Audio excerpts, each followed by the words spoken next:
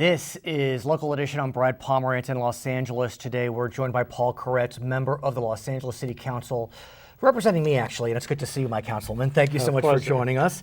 I'd like to speak with you about Paris, not the city, but the Accords. The President of the United States pulled the United States out of the Paris Agreement. We are now one of 3 nations that are not part of Paris. Syria, which is a failed nation, and I think Nicaragua, which plans on joining at some point in the future. What's your sense of the President's decision to withdraw the United States from Paris? It's unbelievably bad. I mean, I think it's literally a crime against humanity. We recognize that most climate scientists believe that if we don't change the direction that we're headed in, within the next 10 years, the human race could actually vanish within the next few decades. I got to ask you about your views as to why we see the president acting this way and him able to gather support on behalf of this position. Because as you said, the overwhelming majority of climate scientists, 97%, believe climate change is real and caused by human condition.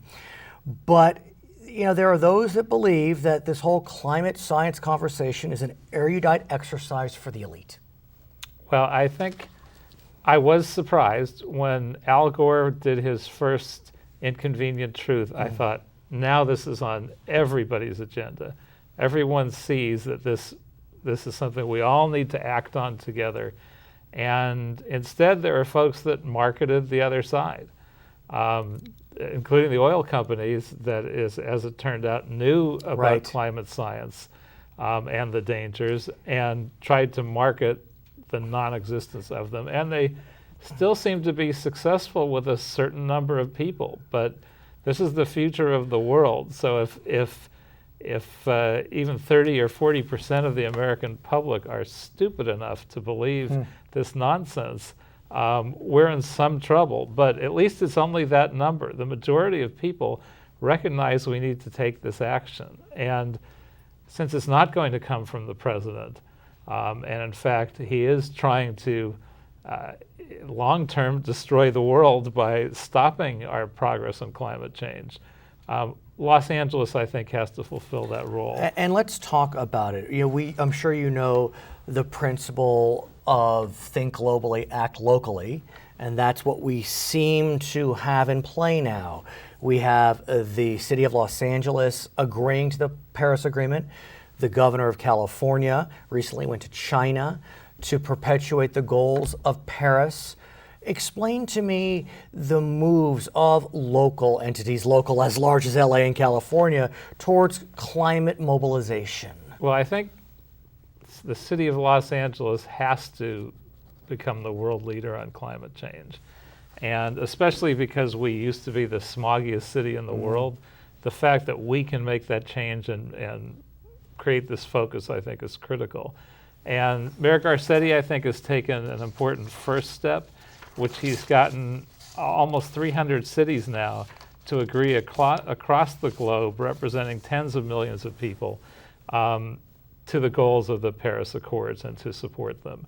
And hopefully that is a message that goes out to the rest of the world, that we're not laying back with President Trump, we're going to become the leader. And I'm proposing that we take it a step further and we create a World War II level mobilization, like a Manhattan Project. What does that mean exactly? That we say in Los Angeles, this is our top priority. Everything we do has to have a focus on turning back climate change. So let's talk about that, because presuming support for your position, look, the city of Los Angeles has 4 million people, the county has 10 million, our state has almost 40 million, but we're in a world with 7 billion people. You know, one could say that each individual action counts, but how much can we really impact the result given our relative size?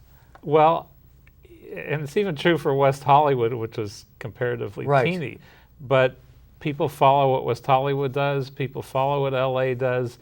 You can set an example for the rest of the world. And I think particularly LA, what we're doing with the Paris Accords, with the mayor, I think will resonate across the country. We're probably going to have 1,000 cities by the end or more that all say, we disagree with the president. We've got to support the Paris Accords. But we have to go. We have to go much further than the Paris Accords. If we only made the progress that we're calling for, and we limited global warming to 1.5 degrees Celsius, much of Los Angeles would probably be flooded within a few decades. Island nations would be disappearing. I would now own a beachfront property in West Hollywood, right, or wherever you are. I still own a condo there. Okay. It would be beachfront property, and then a few years later, it would be gone. I mean, we can't let that happen. The Paris Accords weren't significant because of how far they went. They were significant because the whole world agreed for the first time. This is a very serious problem. I want to ask you, though, about the job question, because that continues to be a challenge for those that are supporting climate action.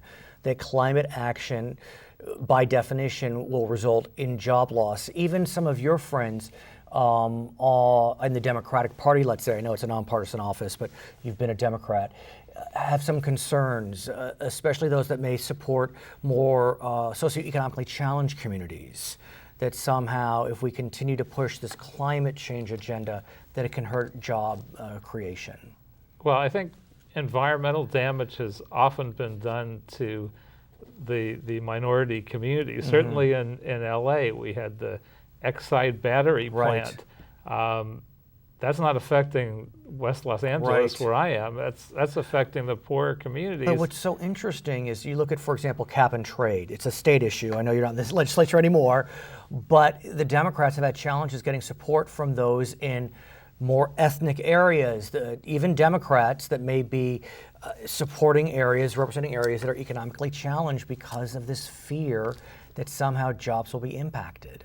Well, I think there will be some jobs that disappear. I mean, clearly, if we have to get away from fossil fuels, people in that industry will not have those jobs.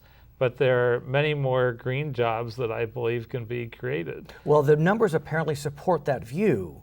And what we know is if you look at the hard numbers, there have been more green jobs created, I think, just in California, than, let's say, fossil fuel jobs lost. And that could be replicated throughout the nation, I would presume. I think it could, and that would be one of our goals. We don't have enough electric cars in Los Angeles. Mm-hmm. We don't have enough charging stations to support them. I mean, there are probably 100 steps that we could take, and frankly, we need to take all of them and see what we can do to turn this around incredibly quickly.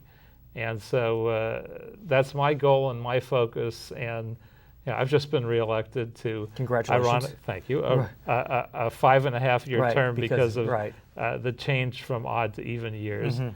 That's going to be my focus for the next 5.5 years legislatively. That says a lot. In 5.5 years, we'll know whether we've taken the steps worldwide and locally to save the human race or not. And it seems like overstating it, but we've already seen dramatic change in the wrong direction. Just this year, just in the United States, we've had 5,300 extreme weather events. And that is double what we had in the previous decade, year to year. Okay, I want to thank you for joining us. He is Paul Koretz, member of the LA City Council. I'm Brad Pomerantz. It's Local Edition.